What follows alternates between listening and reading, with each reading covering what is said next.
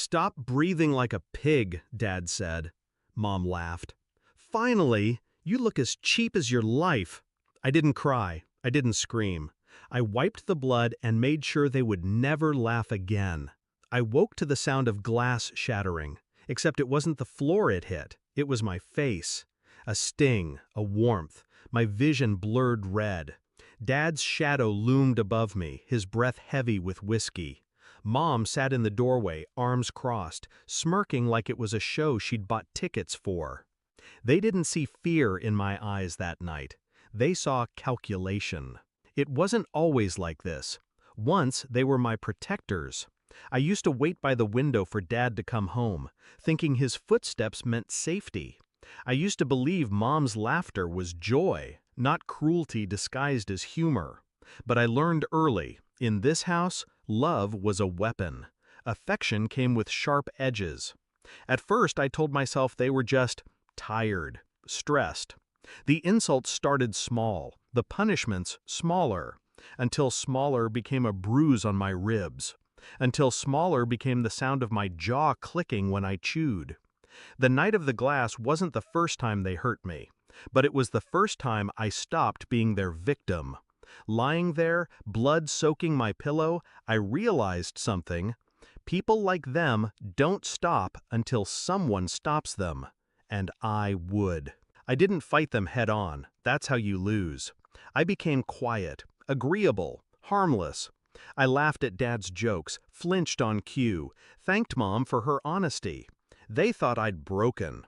What I'd really done was disappear into the walls of their lives, watching, listening, learning.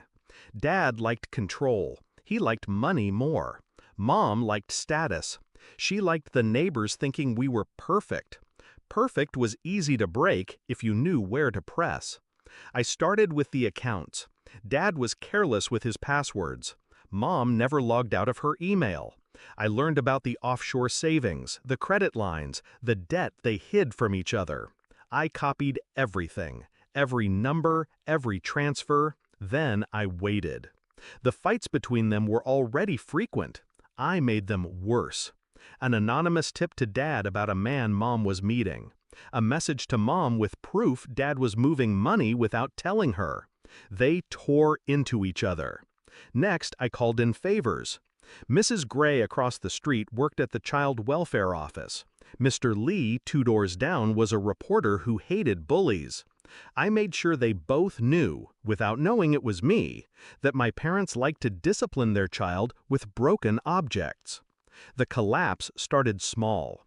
Dad's company called him in over financial irregularities. Mom got a visit from an investigator about an anonymous child abuse report. The neighbors stopped waving. They didn't know I was behind it. Not yet. The night I ended it, I invited them to dinner. Family night, I said. I cooked their favorites. They came, tense but curious. Halfway through the meal, I placed 2 envelopes on the table. One had photos, Dad with his secretary, Mom with her bruises on me. The other had bank statements, transfers, and offshore account numbers. Their faces drained as they realized the other was seeing everything too. "Where did you get these?" Dad demanded. "You don't need to know," I said.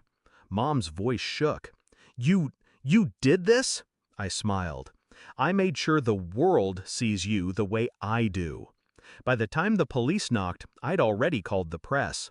By the time the neighbors gathered on the street, Dad was in cuffs for fraud. Mom was screaming at reporters, mascara running.